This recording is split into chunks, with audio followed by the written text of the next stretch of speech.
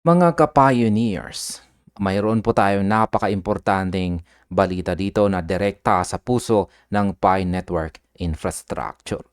Sabi dito, Pi Network Protocol 22 deadline is today. Nodes that don't upgrade get disconnected. Yan. Kung ikaw po ay isang node operator o nagpaplanong maging isa, kailangan mong makinig ng mabuti sapagkat ang deadline para sa Protocol 22.1 upgrade ay ngayong araw. Yan, April 27 na base po sa ating time zone ay kasalukuyan ng nagaganap ang cut-off. Ayon po sa balita natin dito, ang lahat ng Pi Network mainnet nodes na hindi po nakapag-upgrade sa bersyong Protocol 22.1 ay otomatikong madi-disconnect mula sa mainnet.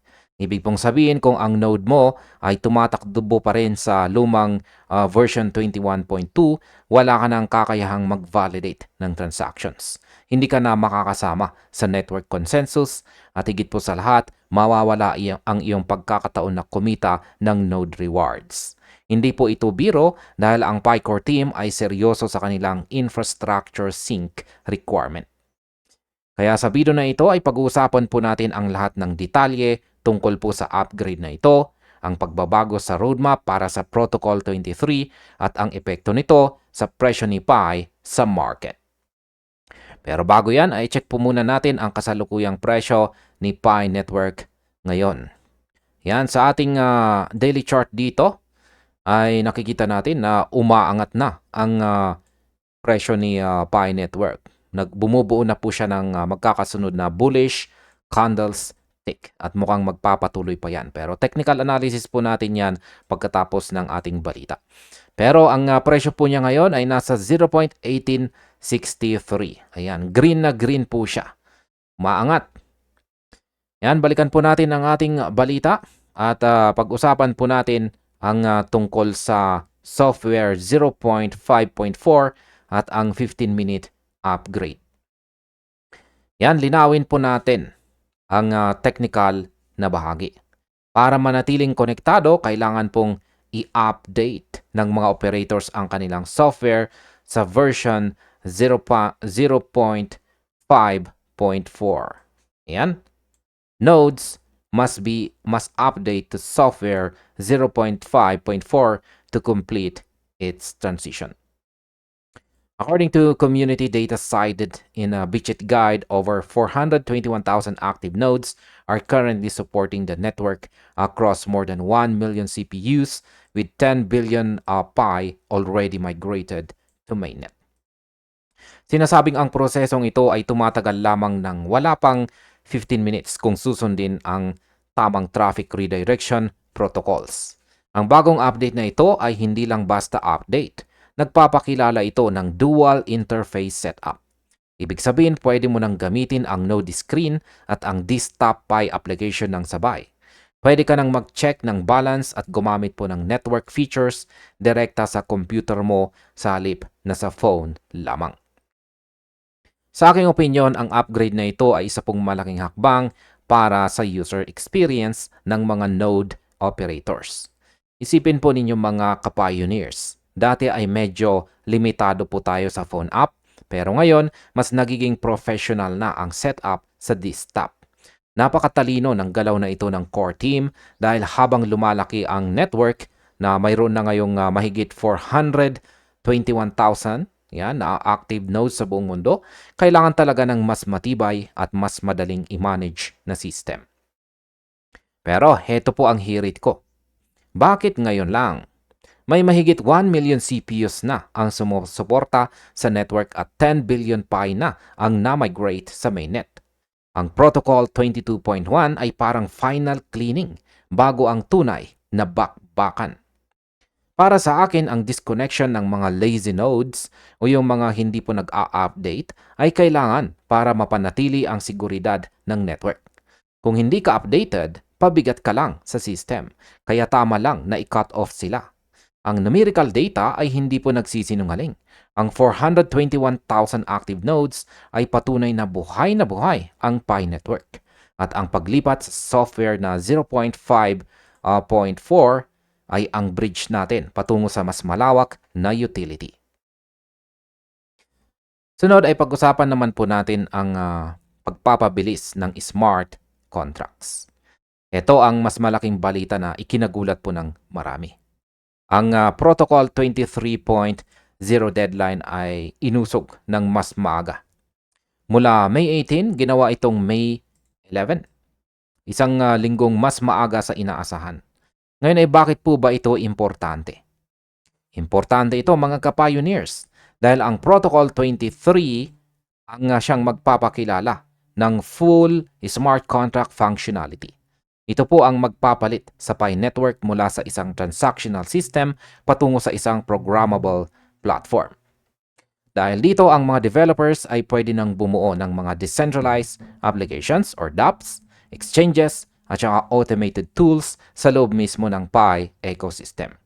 Ang mas maagang deadline na ito ay nagkataon din sa gaganaping Consensus 2026 event sa Miami. Ngayon pong nalalapit na May 5 to May 7, kung saan ang mga co-founders na sina Dr. Nicholas Kokkalis at saka Dr. Cheng Jiao Fan ay nakatakdang magsalita. Sa aking opinyon, nakikita ko rito ang isang strategic positioning. Ang pag-move ng Protocol 23 ng mas maaga ay isa pong malakas na signal sa buong mundo ng crypto, lalo na't sasabay ito sa Consensus 2026. Parang sinasabi ni na Dr. Nicholas Kokkalis na hindi lang kami social mining app, isa kaming tunay na programmable blockchain. Kaya sa tingin ko gusto nilang magkaroon ng malaking announcement sa Miami habang ang system ay ready na para sa smart contracts. Ang smart contracts ang holy grail ng anumang blockchain. Kung wala pong smart contracts, ang Pi ay parang isang simpleng ledger lamang. Pero kapag na-activate na ang Protocol 23 sa May 11, dito po magsisimula ang tunay na ecosystem. Pwede na tayong makakita ng PiDex, PiLending at iba pang mga DeFi tools. Ang numerical roadmap ay naging mas compressed, 5 major milestones sa loob lang ng 10 linggo. Ibig pong sabihin, nagmamadali na ang core team na i-deliver ang open mainnet features bago pumatapos ang summer ng taong ito, 2026. Ang bilis ng development na ito ay nakakabilib, pero kailangan din nating maging handa sa mga posibleng technical glitches dahil po sa bilis ng pag-roll out. Pag-usapan naman po natin ang presyo ng Pi at ang Zelda News event. Sa kabila ng dambuhalang technical milestone na ito, ang presyo po ni Pi ay tila nakisama. Noong April 23, ang Pi ay nag-trade po sa halagang 0.1687 na may market cap na $1.73 billion. Sa katunayan, bumaba pa ito ng 4% noong nakarang linggo habang si Bitcoin at ang ibang asset ay tumataas.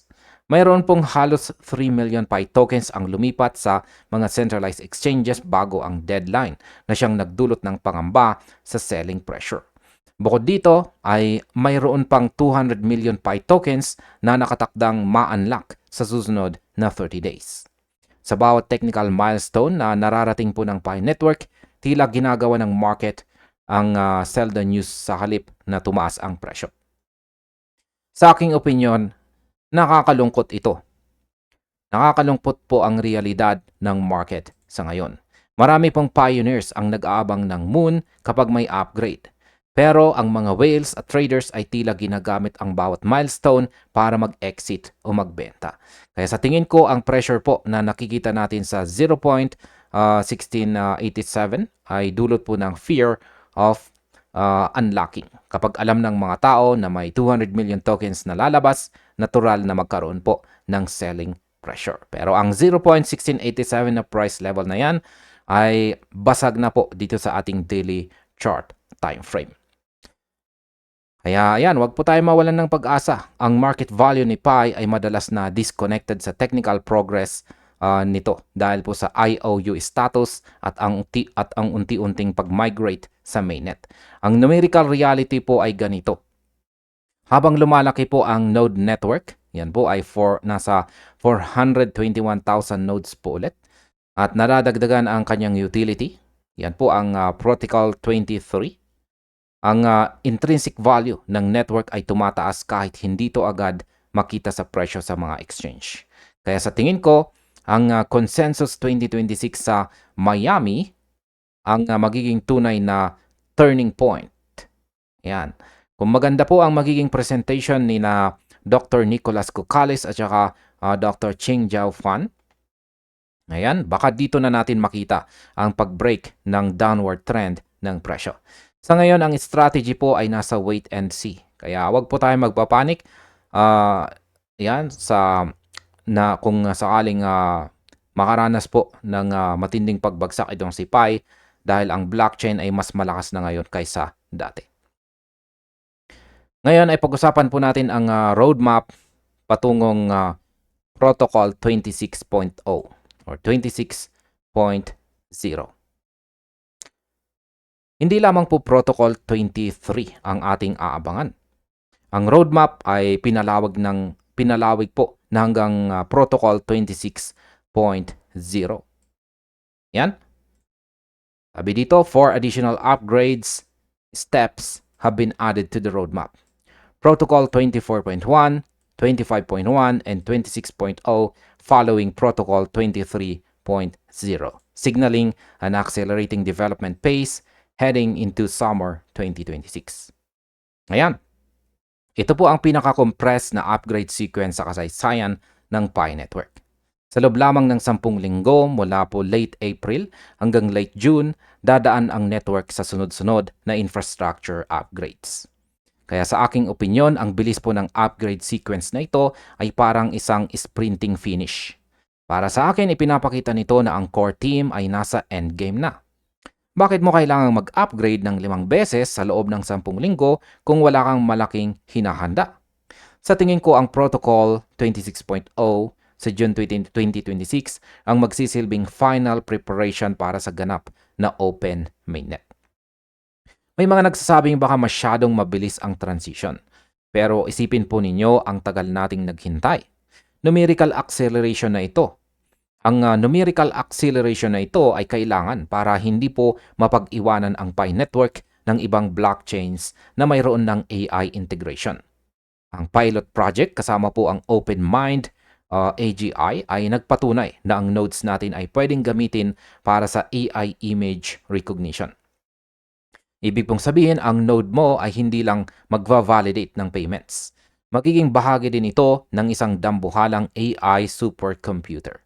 Ito po ang tunay na utility na magbibigay ng halaga kay Pi sa hinarap. Kaya ang aking masasabi rito sa mga node operators, siguraduhing updated kayo palagi dahil sa bilis ng roadmap na ito, isang pagkakamali mo lang sa pag-upgrade, baka maiwanan ka na ng trend. At sa kabuuan, ang mensahe po ng Protocol 22.1 deadline dito ay disiplina. Ang blockchain ay isang seryosong infrastructure at kailangan nito ng mga operators na marunong sumunod sa mga rules or patakaran. Kung ang node mo ay na-disconnect ngayong araw, huwag mag-alala. Pwede ka pa rin mag-upgrade sa 0.5.4 para makabalik. Pero mawawala ang iyong uptime rewards sa oras na ikaw ay offline. Kaya ang susunod na hinto natin ay ang Miami para sa Consensus 2026 at ang Protocol 23 sa nalalapit na May 11. Manatili po tayong alerto sa bawat update, bantayan ang ating mga nodes, at huwag po nating kalimutang ang tagumpay ni Pi Network ay nakadepende po sa ating pakikilahok bilang isang community.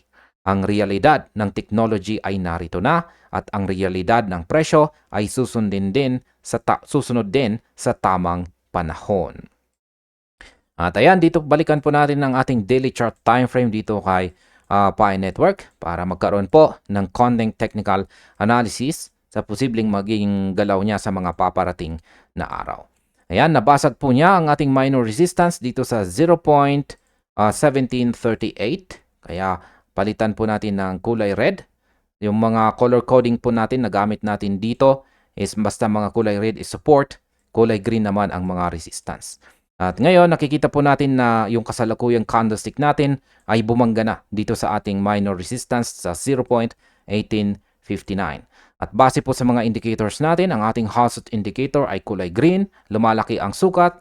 Ang ating mga QQE bars naman dito ay nakabuo na po siya ng tatlong lumalaking QQE bars. Ibig sabihin is bullish na bullish ang ating signal dito.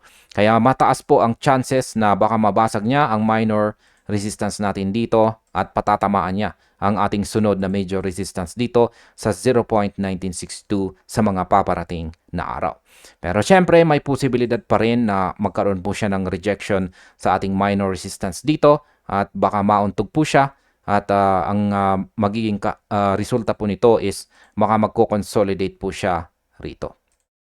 Yan po ang posibleng mangyari kung hindi po niya kakayaning mabasag ito. Pero ayan, wag po tayong mag-alala kasi napaka-bullish po ng ating signal or indicator dito kay Pi Network. At ayan, hanggang dito na lamang po tayo sa video na ito mga ka-pioneers. Marami pong salamat sa panonood.